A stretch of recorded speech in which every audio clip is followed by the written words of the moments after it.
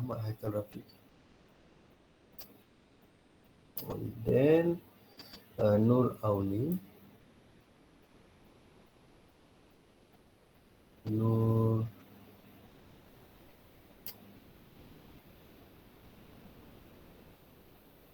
Auni dah. Nur Liana. Saya. Okay dah. Okay, alright. Muhammad Haikal Rafiq. Okay, Muhammad Haikal Saya Rafiq. dah tu. Alright, ada. Okay, semua ada. Next group ni, next link 2. Okay, link 2 tak ada. So, last call for attendance. Amirul Aiman. Are you there? Next, Luai Bashir. Luai Bashir pun tak ada. Muhammad Abdul Rahman Abdul Yasin. Tak ada. Muhammad Noh Hakim. Saya, Doktor.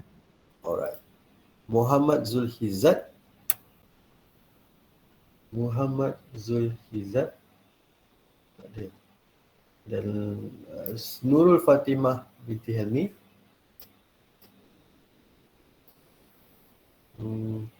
Sao Tongpoh. Sao Tongpoh ni macam dah 2 kali tak datang. Ada ya? Sao Tongpoh tak ada?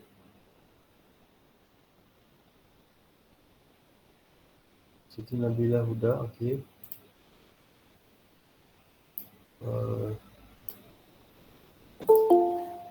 Ada yang boleh join ke? Saya nampak Amirul Aiman, betul?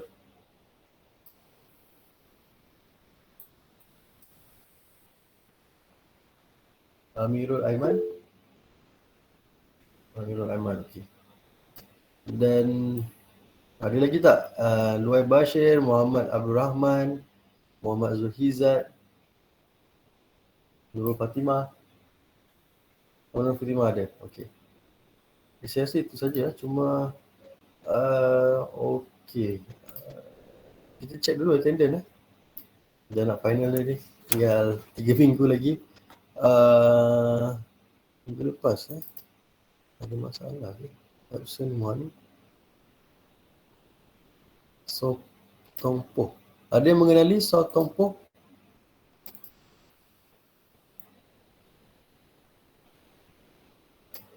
Okey. Report.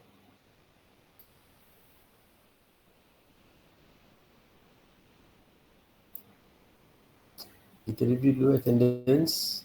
So kalau ada, jika ada antara anda yang lebih 2 kali ataupun ada yang saya tersalah tanda ke, terlupa tanda, sila inform lah. Okay, I think Luai Bashir, Mr. Luai Bashir just join.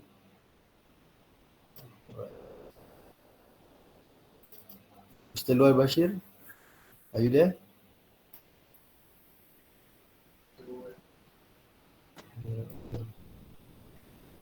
Luai Bashir? Yes. Alright. Do you know Muhammad Abdul Rahman? Yeah, I will call him. Okay, make sure he attend. Okay. And then if somebody of you knows So Tongpoh, please inform me. Already second days continuously. Okay, by the way, today we will go into new topic, which is chapter 4 part 2 regarding to building transportation. Alright, but before that, let's we do some 15 minutes revision about last week topic, which is building fire safety. So as we learned before, there are 2 types, right? Fire safety, which is passive and active. So both system is required. It need to be installed together to make sure occupant inside a building can evacuate safely during fire, and the fire activity system can reduce the damage on the building. Right, so we have looked into, in terms of fire in terms of passive system, there are building utilization is if you still remember to limit the number of people in enclosed space. Okay, to make sure people can go out properly and without trampling and during panic. Yeah? And then we have building compartmentation to delay the spread of fire and smoke from one place to other place by using uh, fireproof wall. And then we have last one is uh, fire emergency exits. Right. And then in terms of uh, active divide by two, which is for detection and alarm. And number two is fire extinguishing, suppress. So in terms of suppress, there are many, right? So the foam system, the gas system, hydrants, sprinkler system. Hopefully you can imagine, you still remember and imagine what are the components, what are how the water being distributed. Okay. And before we continue, let's do some discussion. Right. So the case study is if if inside office we have a server room. Okay, we imagine you need to provide fire safety system for a server room in an office, in a large office lah. So the room specifically uh, locate we put install with a server. So can you propose what is suitable fire protection system for that server room? Okay, so your idea, your propose should be includes passive and active system. Okay, can you think about it about 10 minutes and then we discuss? Okay, so the question is, maybe I can write here.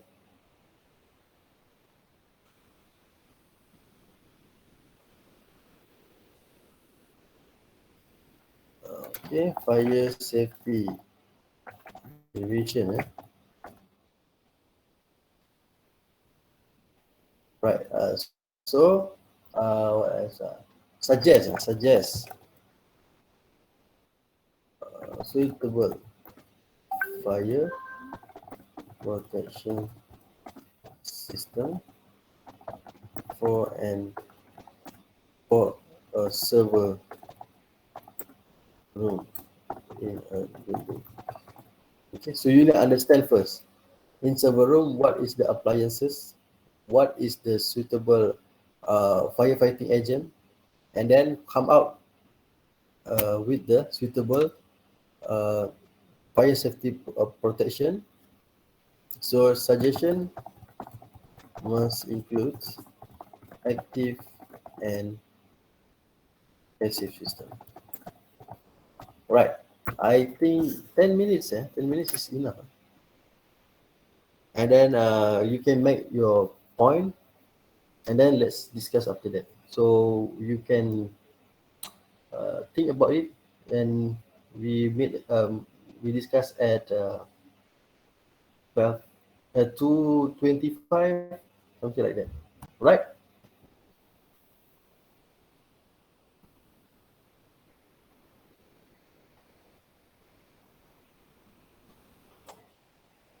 Okay.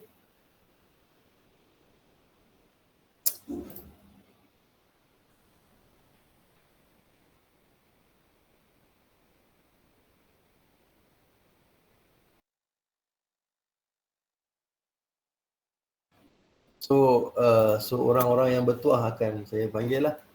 Okay. Right. You know what is we just want to express ideas or opinion. Okay.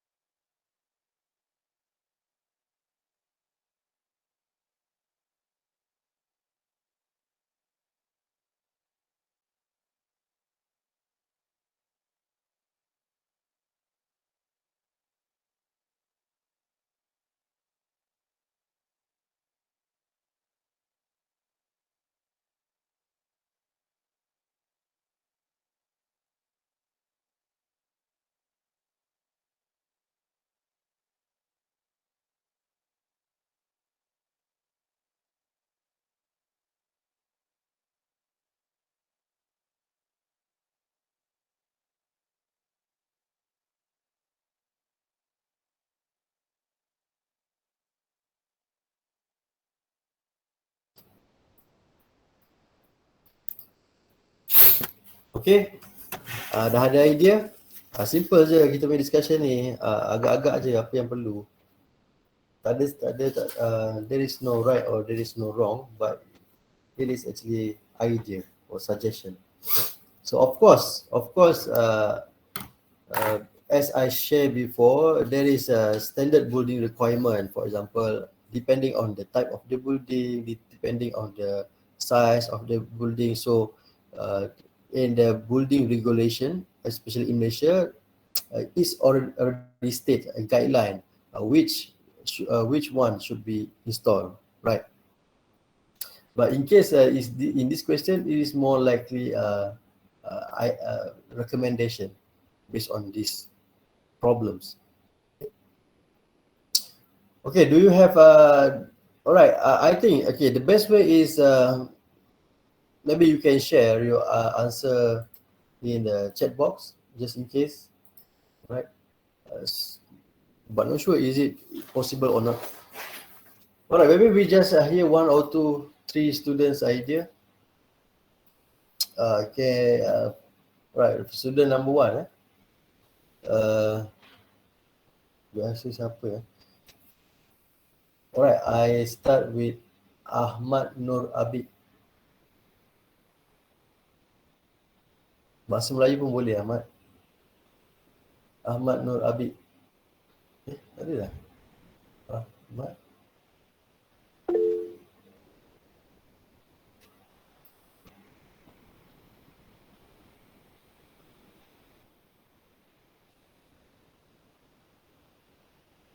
Oh, saya tak boleh nak open lah. Ni. Aziz. So Aziz nak explain.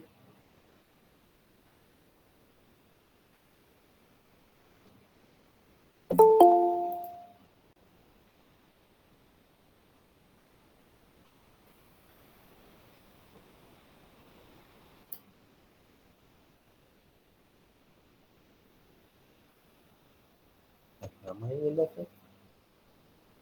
Ahmad Nur Abid. Okay, right. This one is spotting one. Okay, Nurulika, thank you for answer. Alright, must consist of fire resistant. Okay, saya paste dekat group satu lagi lah. Dekat Google Meet satu lagi. Google Meet satu lagi tinggal 2 orang je. Takut semua lari. Janganlah. Okay. Must consist of fire resistant wall and door. Okay, so the important things is fire resistant wall and door. Okay, so wall and doors, this is represent passive, right? Right, good. And then fire detection system with automatic. Okay, so active system.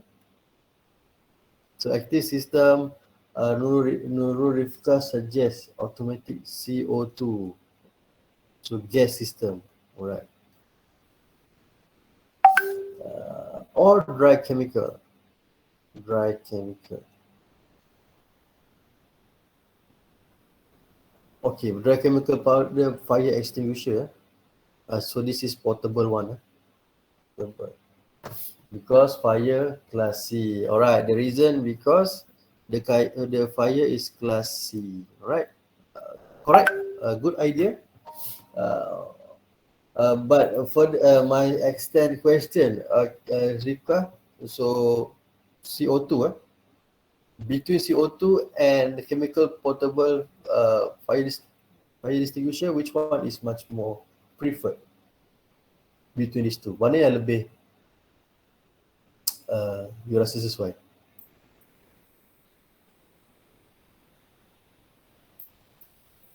Nurul Rifka.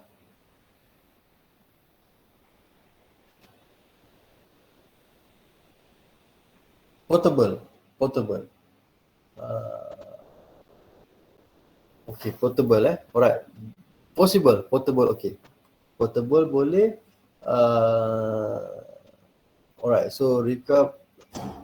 Okay, they are, if, okay, I comment sikit So, the answer is correct. both system can use because consider server room. The problem is server room includes electrical, right? Class C. So and then it depend on the condition. If you want, if portable or dry chemical is being used, it also can extinguish. But the side effect is dia akan create many powder on the server. Okay, so maybe it can prevent fire from spreading, but maybe some of the it will affect later the equipments. But it's still okay in terms of suppress the fire. But maybe the further side effect need to be calculate how much losses due to the fire and due to maybe for cleaning the server. But in CO2, I think it's much more better, but of course it's much more complicated system. But if by CO2 we can distinguish the fire, but in the same time can prevent more losses lah, and reduce the cost for cleaning, for example, right? And then there is another answer: sprinkler system. Okay, sprinkler is also okay. Sprinkler system, sprinkler system. I believe is maybe okay to distinguish the fire, even though this is class C, right? Because it's emergency case. But what happens is it will damage the server, okay, because of the water. All right, and electrical, maybe there will be a short circuit, all right, in that area. Use in earth hazima, use in earth gas fire suppression, and also use fire as backup fire system. Okay, all right. And also I only answer about clean agent suppression system. Okay, but there are many answer, but in the end I believe thank you for your suggestion. But the best way is as answered by siapa ni? Tadi Ripka lah, Ripka. Because we want to consider what class first, okay? Because this is class C, we if possible to avoid using water, okay?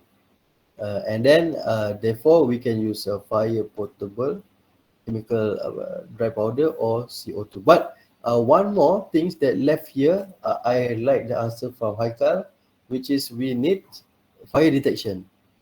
Okay, fire detection and alarm lah. Okay, so from these two guys answer, so we need passive system, door and wall, and then we need active system. We teach CO2 gas or portable dry powder. Okay, and then important thing is also to install fire detection. Okay. So 2 passive minimum and 1 passive system. 2 active and 1 passive. Right. So it's depend. We need to look into the context of fire type again. If it involve flammable liquid, so maybe it will be different fire suppression system. Okay, but normally passive system is similar, which is almost required in all circumstances, and also fire detection and alarm is also we can say compulsory lah. Fire detection and passive system is compulsory, but active system fire suppression is depend on the types of fire inside the space. Okay, right. So hopefully with this small exercise you can recall back little by little. And sorry, another one, if possible, additional is ventilation. Ventilation is also important to remove smoke. All right, baik. Thank you for your time. Then you can further make revision later for final exam. Then today we will look into lagi ke yang jawab Okay, another group, another Google Meet. No, no answer. Okay. Again, thank you for Haika, Rifka, Auni, and Hazima. All right, let's look into today's topic, which is building transportation. So inside building transportation, we have three elevators, escalator, walk letters.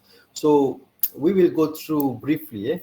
The important thing is to know, for me, to expose to you, or you can explore what is the component, how it's operated. I think this is the purpose of this course. All right, everybody already use elevator, escalator, and walk letters, but how it works? That is important question. Okay, let's look into an elevator first. Okay, elevator. So some countries says elevators, some countries says lifts. Okay, but both is okay. And then normally for elevators, it is for vertical transport, vertical transportation. Where normally provided more than four storage, actually, three or four storage, or if a wheelchair movement is needed.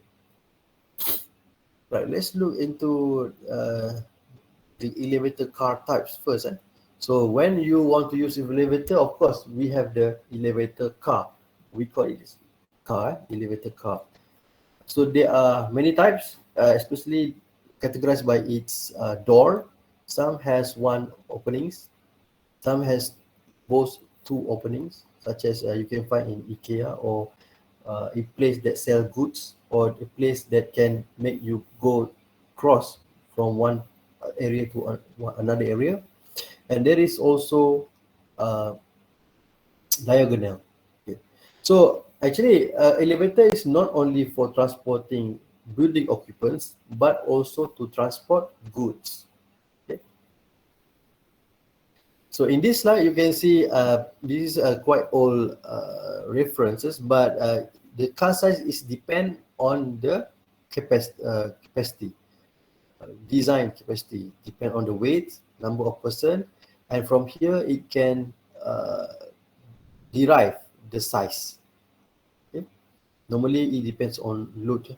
So it is expected that one person is assumed to be nominal weight of 75 kilogram average.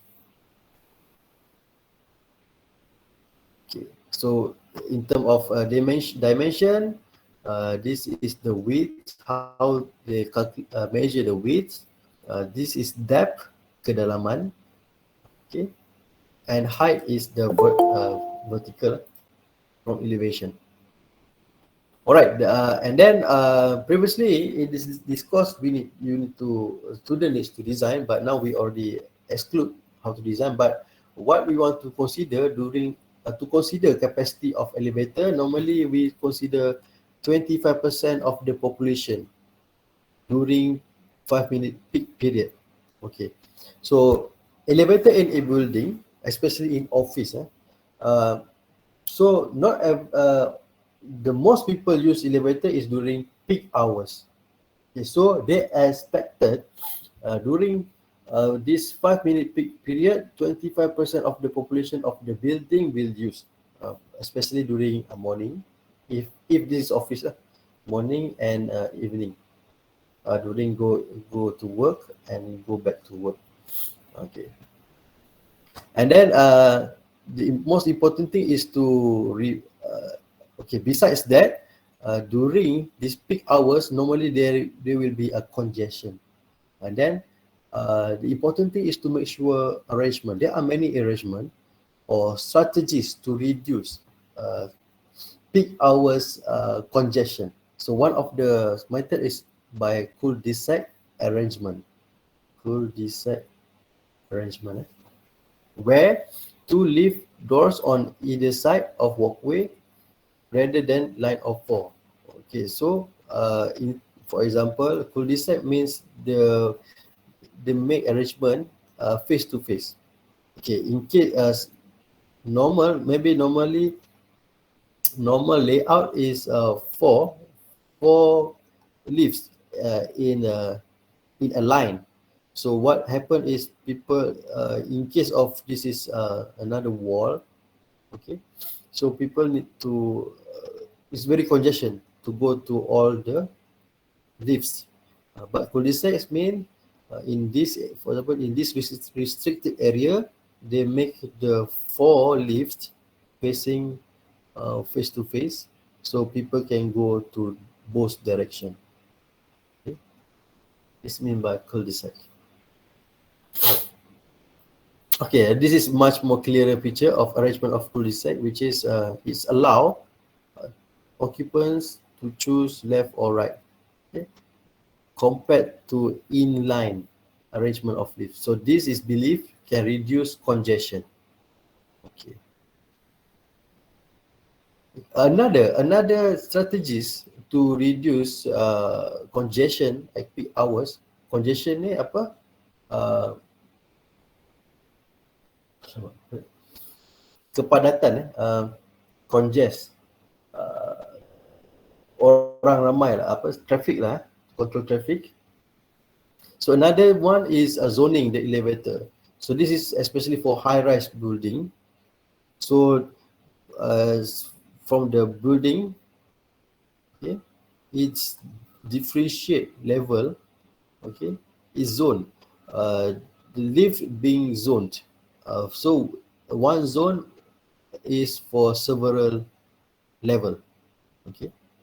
For example, zone A is only for people working at 1 to 15 floor, and then zone B is from 15 to 30th floor. Zone C is for 30 to 45, and so on. So from here, it can reduce, okay, congestion during peak hours.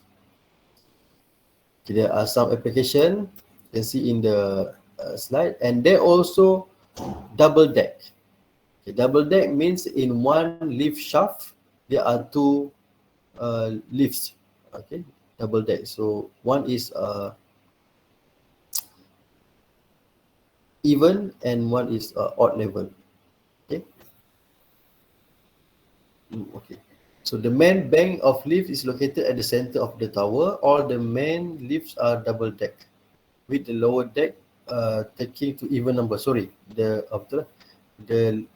lower deck taking to even numbers, and the upper deck to odd number level. So odd level, odd level people need to go to a certain floor. Okay, to upper deck and even at the lower deck. And next, double deck and zoning can be combined together. So it is much more better. But the important things is in this type of elevator system, the occupants need to plan. Okay, need to plan first, to familiar first how the system work, to plan where will they go and select the suitable area. Okay, to choose a suitable elevator inside the building. So slightly need to thinking first lah before go up. Right, that is basically about lift capacity and to reduce congestion at peak hours. Now let's go into detail about the system itself. So basically, you can see the elevator or lift system can be divided into two types. Actually, there are hydraulics, okay, and then traction. Okay, traction is using a rope and also motors.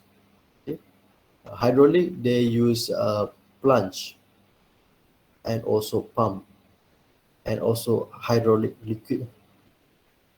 Okay, maybe you did not aware of before this, but actually it has two types. Okay, let's look in detail in hydraulics. Okay, but before that, I think better I show you some basic figure, right? So what we need to know about elevator is the thing is there is a lift shaft. Imagine this is a leaf. Okay. Right. The leaf is enclosed in a shaft. We call it as a leaf shaft or elevator shaft. So shaft is the wall. A wall enclose the leaf.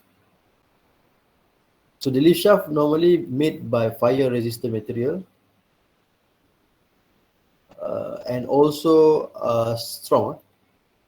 Should be strong, which is normally they use a shear wall, concrete wall to make sure it will not move around. Okay, and then at the top part it called as a ceiling, and then at the bottom part is called as a pit. Okay, and then this is for example door at one level, level 2, level 3, so people can go access. This is the access. All right, and then both both uh, system, which is hydraulic and also traction, have this, and should have lift shaft and lift shaft properties, and have ceiling and has speed. And both of the system also has machine room. Machine room. Okay. So for traction, for traction elevator, the machine room is at the top. Okay. Meanwhile, for hydraulic elevator, the machine room is at bottom. The machine room. This is hydraulics. Okay, this is the difference. Machine room for hydraulics is at the bottom, at the pit. Traction at the ceiling, at the top. All right. Okay. Next is okay, for specifically for hydraulics. Maybe I show you here how it works. Okay, like this. So at the machine room, at the bottom, at the bottom of lift shaft, so there is a machine room, and then its work. The, the hydraulic elevator needs a pump, okay, hand hydraulic liquid, and it has a plunge, okay, plunge or pistons.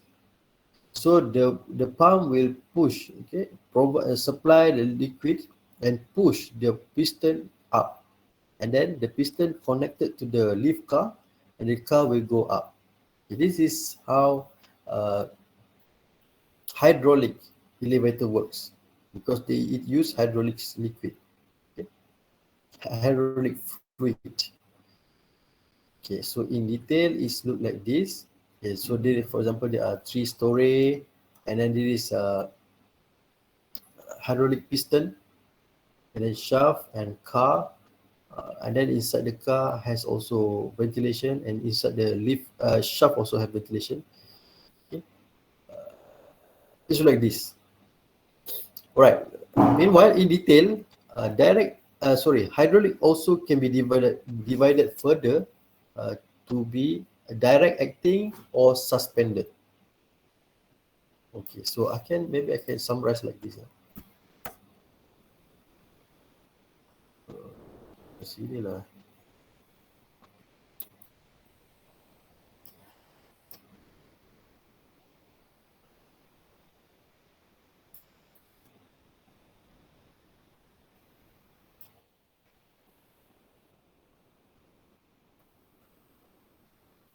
Okay, the important thing is number one, shaft, lift, shaft.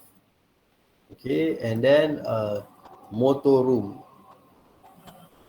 Okay, and then for so there are two, which is hydraulics and also friction. So hydraulics also can be divided by two, which is direct acting and also suspended. Okay, what is different between direct acting and suspended? Direct acting, the piston is direct acting means in the lift shaft, So they need to bore the hole because the piston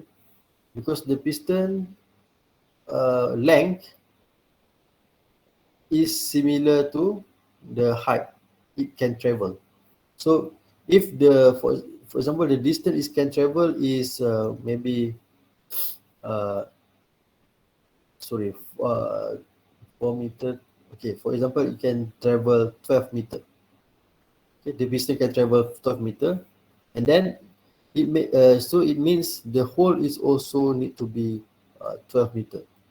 So the hole we need to bore a hole to fit the length of the full length piston, because the piston will directly push the car. Okay. Meanwhile, suspended normally suspended is no need to bore a hole, but it use telescopic piston.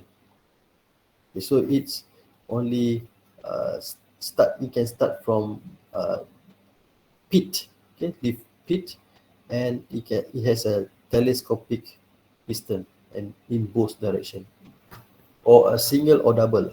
Okay, all right. So you can look here. So this one is direct acting. So there is an in-ground cylinder, so it can push the car. Single cylinder bore into the ground, and the cylinder having a depth that reach the height of plunger. Okay. Meanwhile, for suspended, it can be telescopic hydraulic, non-telescopic, or rope hydraulic elevator. But basically, there is no borehole, but there is a telescopic piston, okay, to brings the car up and down. Okay, this is also right. That in non-telescopic means it says one piston is allowed about 20 feet distance, so short distance. So that is about hydraulics. Okay, this is example of the picture. So that there are advantage and disadvantage, okay, but we will discuss later. Right. So in the hydraulic, we need tank, motor pump, valve, and actuator. So basically like this line. You can in detail if you have time, or if you during your revision, you please read this. But the basic operation is like that. So the pump will push the force to bring out the hydraulic liquid and push the piston up. Okay, that is for hydraulic. Another one is what we call as friction or electric. Friction or electric. So for friction, instead of using piston, it using rope. This is normally we can find normal, typical, widely used now, electric or friction. Okay, and then this also can be divided into two types, which is geared and gearless. Right. But let's look into detail the component first. So normally, okay, look like this figure. So for electric, the motor room is at the top. Okay, compare to the hydraulics, the motor room is at the, you can locate at the bottom. It's here. Okay.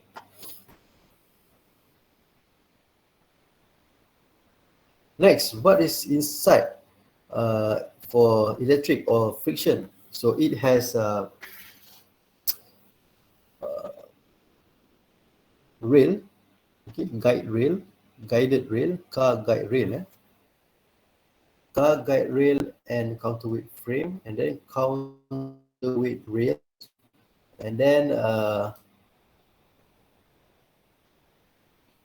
buffer at the bottom has buffer, counterweight buffer, and car buffer. Okay, for emergency.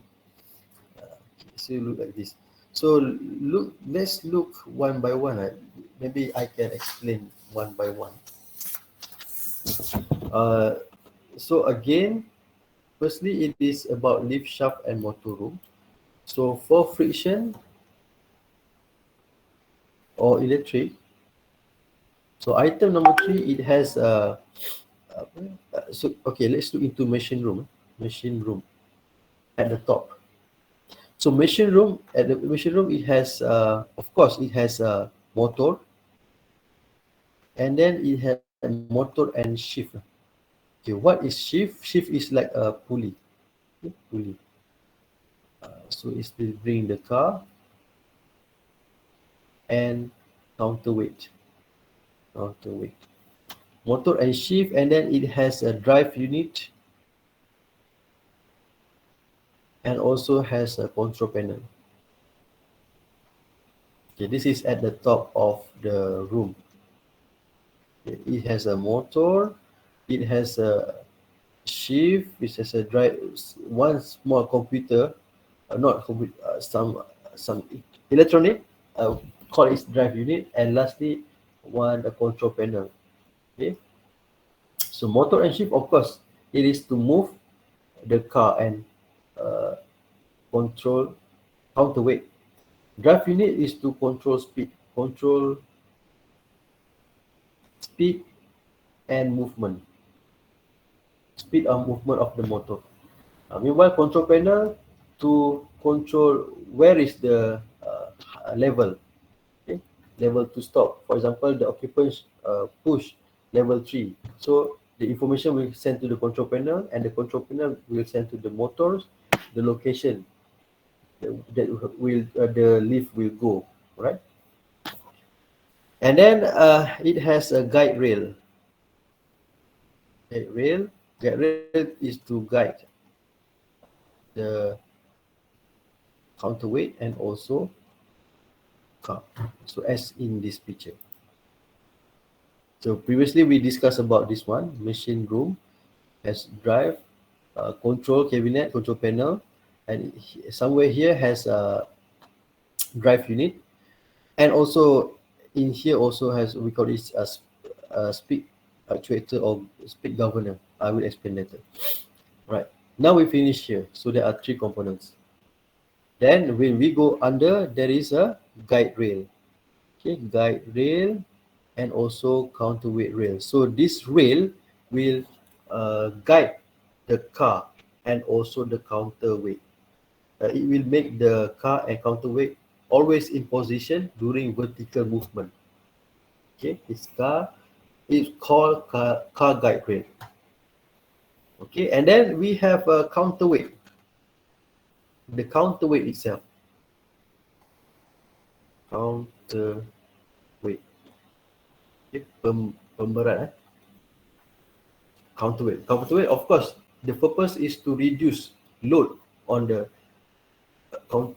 Okay, like this. Counterweight. When they use counterweight, it is easier to increase, to lift, and to make sure the car can go down easily. So this help in this movement, the counterweight, and also therefore it can reduce load on motor.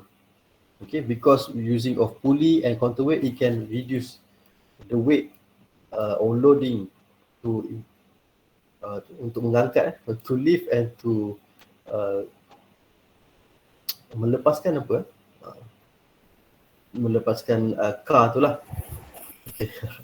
To release, sorry, to lift and release the car, right?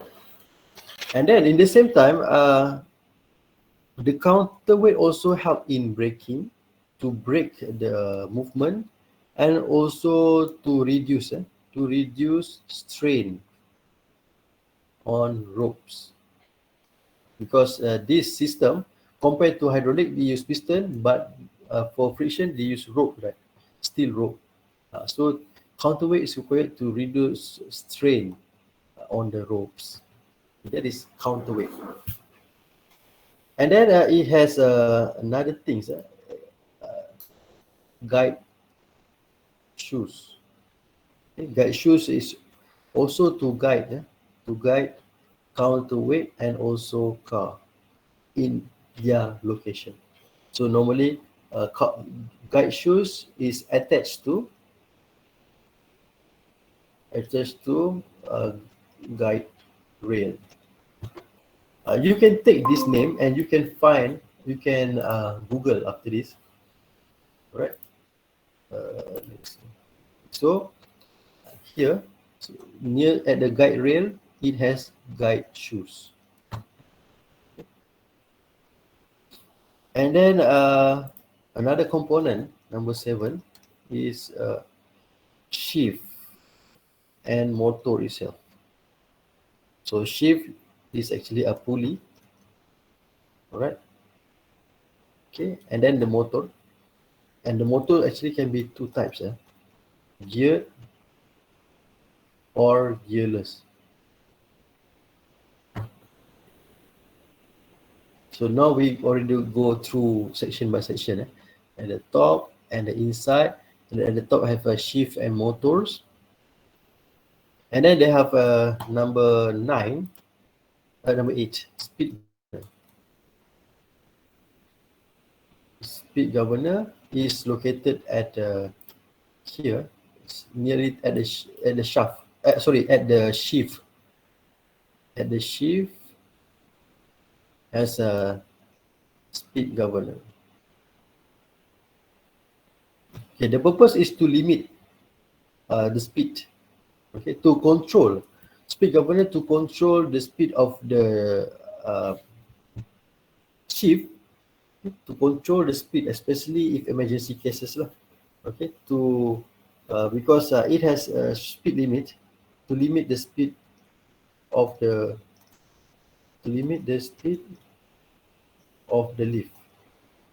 Okay, to make sure the lift, the speed will not over the required limit. So there is a speed governor. So in case of the speed is exceeded the limit, so speed governor will activated and emergency brake will happen. Okay. And then of course we has the cable. So cable itself. Cable to attach the car and also to attach to the counterweight. Okay, last but not least, we have buffer. Okay, buffer here. It can be a spring, or it can be a hydraulic oil, hydraulic absorber oil. It can be spring or hydraulic absorber here for safety. Okay, last but not least, I think is brake safety gears. Number 10 is we have buffer, and then emergency. We have a safety gear or brake. So honestly, if you read this system, the elevator system should be one of the safe transportation in building. Okay, so for example, inside a movie, action movie, sometimes the lifts fall. Okay, but actually the elevator system should have a safety gears and brake. So this is located at the guide rails. Okay, the guide rails ni dia punya brake. So it's depend on the rails. If there is sudden movement, okay, of or too much speed on the lift, so the guide rail has safety gears which can stop the car from falling. Okay. Example, there is a instant safety gear, and also have a progressive method and instant method. Okay, for example, if the free fall is slow, less than 1 meter per second, so it at the car guide rail, it has some lock. Okay, when it exceeds certain limit, certain speed, less than 1.0, it can lock the car from falling. But if the speed of falling is more than 1 meter per second, it can activate the progressive stop. It will slow down the lifts uh, by time and stop. So I think if there is a case of falling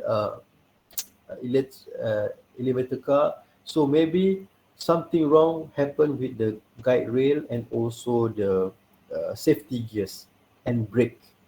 Okay. So maybe it's no maintenance on the car guide rails, no maintenance on the safety gears or brake. So that is happened. But if all is maintained properly, it should be not a problem. It is quite safe, and also at the bottom has a buffer, right? So until now, is it clear? Do you want more explanation? Clear, okay. Okay, so hopefully you can know the anatomy of leaf. What is inside the leaf shaft. Okay, this is basic, but modern elevator is improving day by day. So from big shaft now become compact and compact. From big machine room now become smaller and smaller due to the modernization of technology. So as I informed before about the electric elevator, okay, so it has a machine room, right? It has motor, right? So the motor, it can be geared and gearless. So this is some specification. What is the difference between geared and gearless? So normally geared, okay, geared. What is geared? Geared means uh, the motor and the shift is not connect directly. Gearless, eh? So how can I show? Okay, this one, eh? So this is a shift. Sorry, this is motors. Motors located here, and shift is here. So you can see the motor and shift is disconnect. Okay, but the shift connecting to the drive motor by using gearbox. That is for geared machine. This is we can say this all machine all technology or all method or original method. So it has motors and then shift and also okay if planet. So this is motor, this is motor, this is gear, this is shift. So it works like this, I think, perpendicular. But gearless, so they don't have gear. So directly motor connecting to the drive shaft. So directly, no gear. So but this is a modern technology. So what but based on this, so we can get smaller machine room and so on. And there is also some difference in specification. For example, geared. In terms of height, there is a difference. So gearless can be more height, more travel distance. Okay, and then number of stops, gearless can stop more, so it can operate more stop and go. And then in terms of speed, also gearless much more higher in speeds. Okay, but the lifting capacity is almost the same. So the difference is in terms of height or travel distance, how many it can stops, and then speeds. And okay, but in my reading, because of this, because the gear is much more slower and much more stops, so it can slightly read as has smaller energy consumption. In terms of energy consumption, geared much more slightly lower than gearless because of the speeds, right? Okay, hopefully you can see understand about this and maybe can draft lah. Okay, at least. All right. So I will not go into detail about these notes because I believe you can read. Okay, but I will explain about the anatomy of the lift elevator. Right, geared machine installation. There is a overhead traction. This is a basement traction. It's very rare, and also has a offset traction, slightly located at the side of the horseway and commonly uh, called as offset. Okay, that is about elevator. Maybe next we check about advantages, comparison between hydraulic and electric. So, in point of view of hydraulics elevator, so advantage of hydraulic is it can eliminating rooftop structure. Okay, so there is no extra the shaft, so it can the shaft of the hydraulic, so there is no uh, rooftop structure means building less structure load, less structure load on the shaft. Okay. This can be related to this one. Load imposed on the shaft is much more less, offering structural cost economy. So it means if we make a hydraulic shaft, so slightly cost economy. And then small machine room can be located at the some distance from the shaft. This is in case of hydraulics, because hydraulics machine room is at the bottom, and it use hydraulic. So the machine room can be slightly far from the shaft, because as long as we can provide the uh, piping for the hydraulics, okay, maybe we can. It's very flexible. Can put uh, any distance. Okay. And then no brake, no gear necessary, no pulley, no drive shifts, okay, no counterweight. Uh, Extremely accurate flow level, because basically hydraulics speed is much more slower. It will move very slow, and it also therefore it can have a very accurate flow leveling. And then acceleration travel is very smooth, and simplification of structural design. But of course, on top of this advantage, uh, it cannot use the disadvantage is it cannot use for very high rise building. Okay, it can be maybe for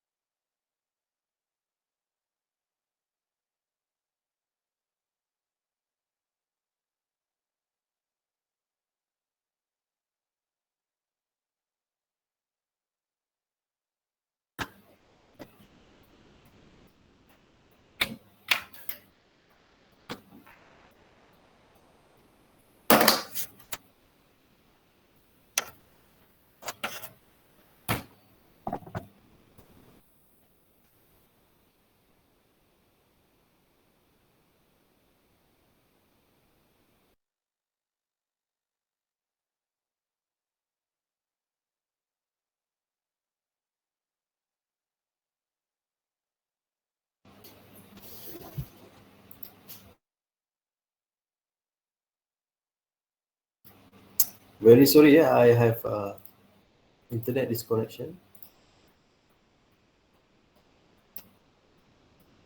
Okay, a little bit we continue about elevator. Sorry for interruption. This one, this one.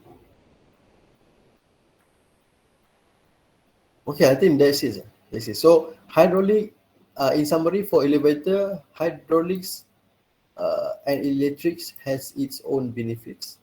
Okay, one method or one system is very effective in one part, and another types of elevator is very good in another function.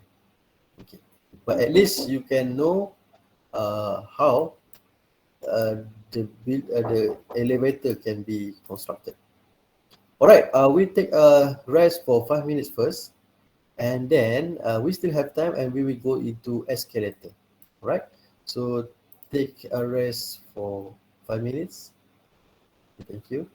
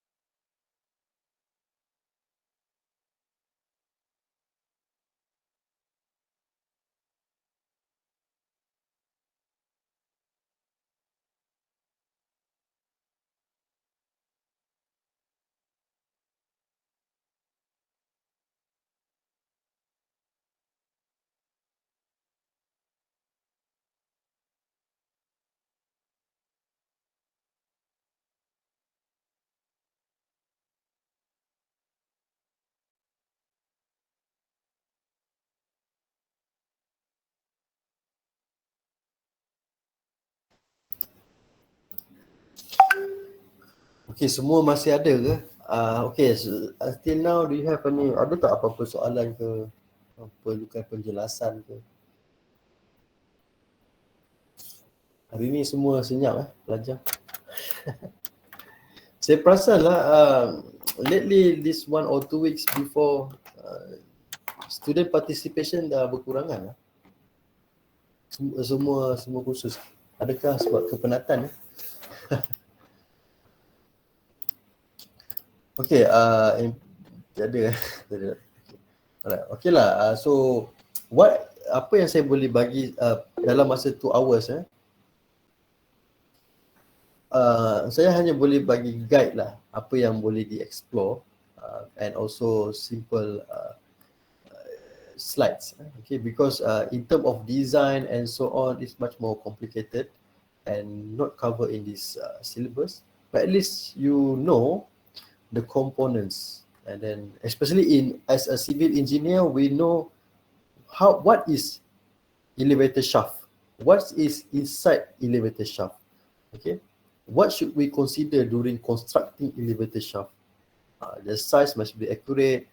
Okay, the ketegakan, the verticality is very important. If during I have an experience to construct a building with a elevator, and during my time is the consultant always inform, because during that time is I'm still young, just graduate. One of important things that to be checked every time is the verticality of the hot shaft, but elevator shaft. So every time we need to, from level to level, we need to, there is always there is a allowable error, but we need to maintain some verticality. And then inside we make sure that confirm the size is enough for the future, the selected the selected system, where we have to double check with a mechanical engineer to confirm what is the size of the selected system. Okay, for example, to prepare the machine room, to prepare the buffer area, and then the door location. This is must need to be very precise actually. Okay. Alright, there is a question. So ada tak lift yang tak ada motor room? Ada lift yang tak ada motor room? Ada lift. Ada lift yang tak ada motor roof kan? Okay, it depends, but normally it has normally it has motor room. Okay, dekat atas. Kalau tak ada, but I've based on my reading, but not many, ada yang tak ada, tapi tu dah more, maybe it depend on types. But normally if using electrical, it should have a shift system or motor system. Okay.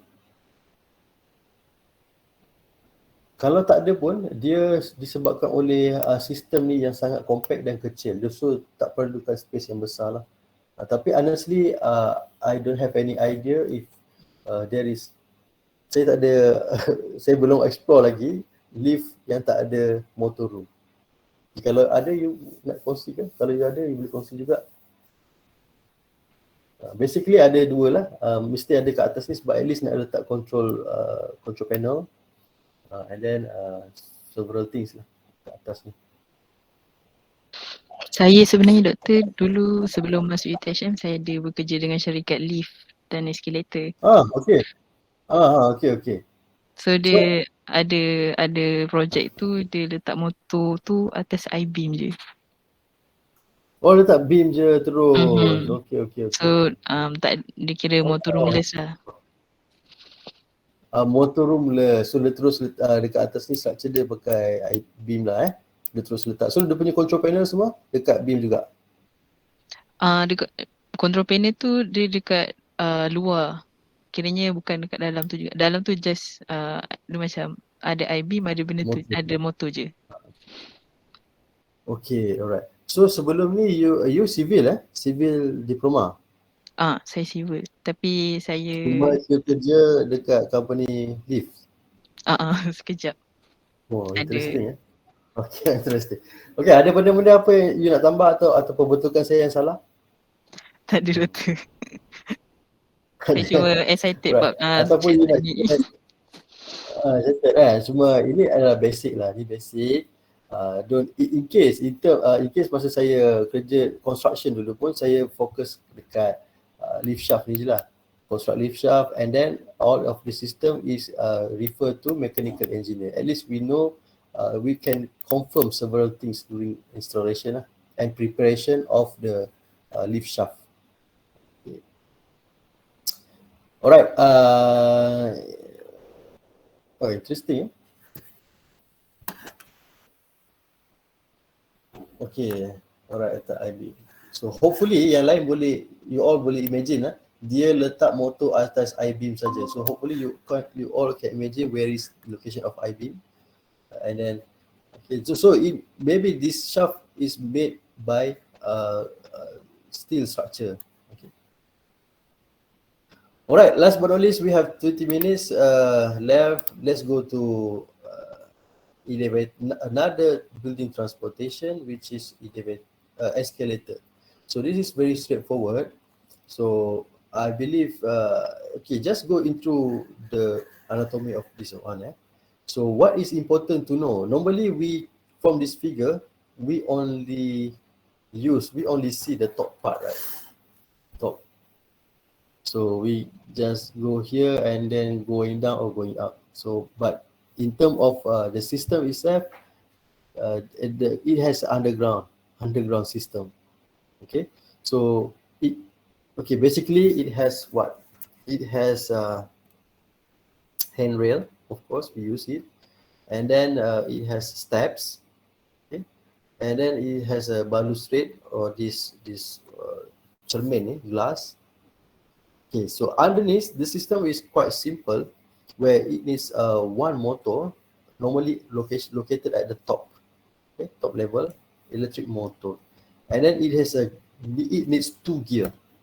Okay, two gear. One is a main gear for move the steps, and then it has another gear to move the handrail.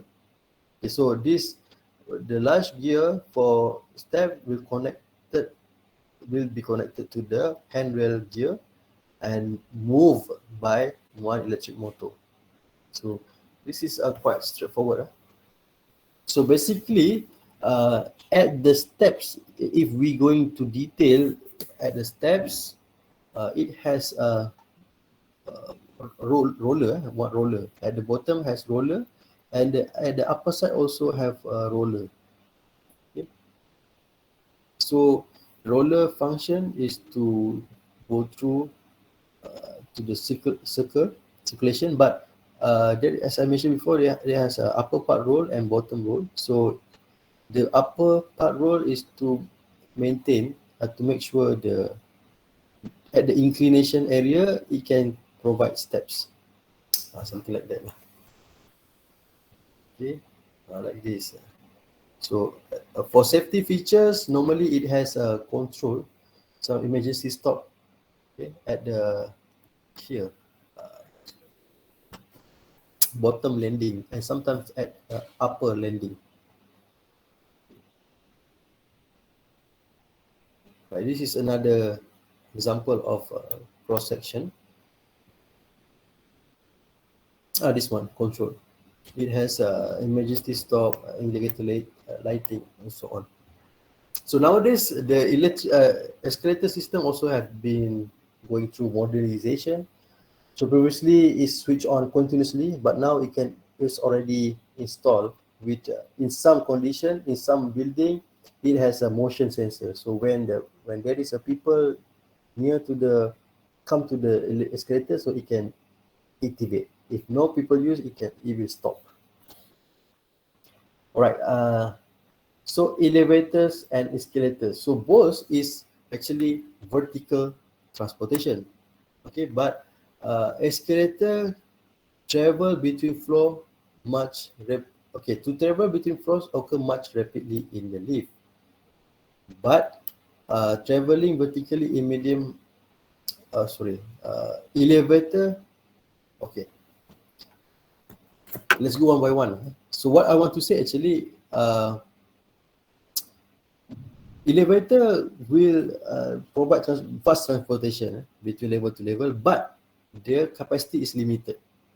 Okay, elevator can bring certain numbers of people, but escalator much more volume can be transferred from one floor to another floor. Okay, but there is also disadvantage of elevator escalator because we have to change from one escalator to another escalator to go from story to story. But in elevator, we can strictly go to the highest level. Okay. So all of the system has advantage and disadvantage, but it will be installed based on condition. But normally, especially in the uh, apa, MRT or public transport, normally public transport station, normally escalator and elevator installed together. Sometimes elevator is installed besides the escalator because sometimes people who cannot is handicapped people can use the elevator rather than escalator. Okay, so escalator also has specifications, so it has several width. Okay, uh, from 600 to 1.2 meter. Okay, so small. If 600 millimeters, so maybe one person can stand. Slightly bigger, so one people can stand, one people can move. Okay, so please be remember, if even though the escalator is can in one step can provide for two people, but actually one people only can stay, but another space should for movement. Okay, so but what happened now is both spaces people standing, so not correct actually, not correct in terms of the usage of escalator. Okay, but if in Japan you will be scolded if you're not moving. Okay, and then for location, escalator should be easily seen, and then there are many arrangement. There are crisscross, parallel, okay, and then there even also a spiral escalator. The system exists, but personally, I myself I did not did not experience yet this spiral escalator. All right, I think that's all for now. For this building transportation, it's very straightforward. But you can, if you want to more further, you can read the slide and further find the information in the books. Okay, right. The important things is to when you read, you also need to explore a little bit the anatomy of the system, how the systems components, what's components related to the system. For your just for your information, your own knowledge. Maybe you will use this knowledge during your working days. Okay. All right. So hopefully it is the content today is okay. So I not go detail on escalator. I believe the slide is enough to for you to read on.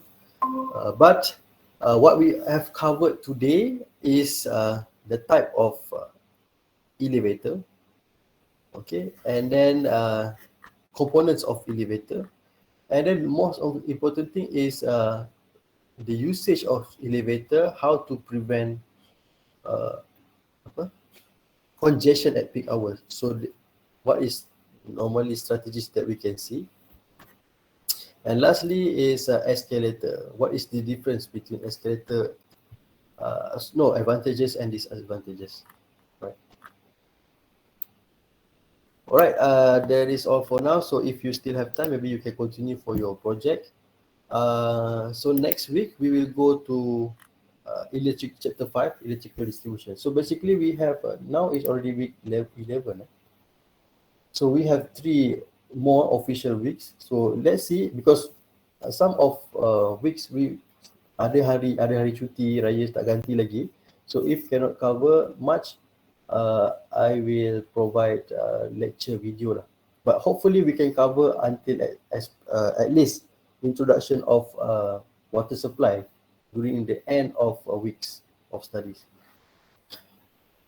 Alright, I give a chance to give question if any. Do you have okay, if no question, last is do you have question on project?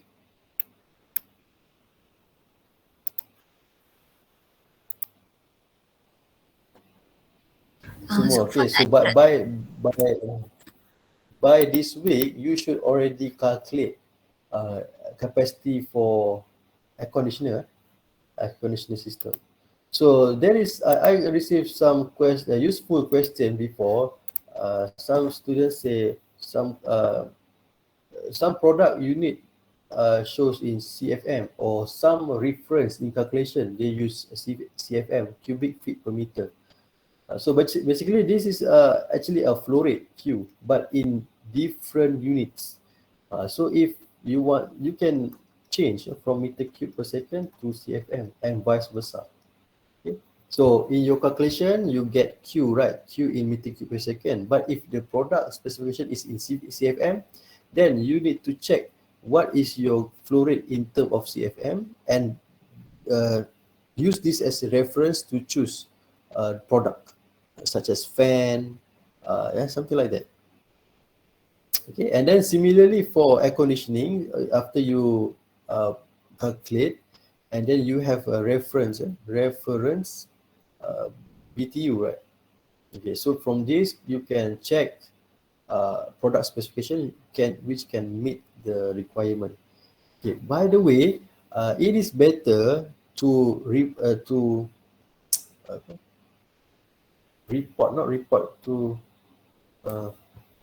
kumpulkan, what can I say, to document. It is better for now to documented all your calculation properly. Okay, so whoever people or members doing their each part, so make sure you documented it properly, so then you can just use that as your appendix, or if you make by words, you can copy paste the calculation structure and so on to the report later. It is better, so make sure to document it well, so it will easier to you to compile it at the end of the project. All right, that's all for now. I will end this lecture. Thank you very much for attending. So let's meet again next week. Thank you. Assalamualaikum and good days. Thank you, Doctor. Thank you, Doctor. Thank you. Thank you, Doctor. All right, Thank you, Doctor. Thank you, Doctor. you're welcome.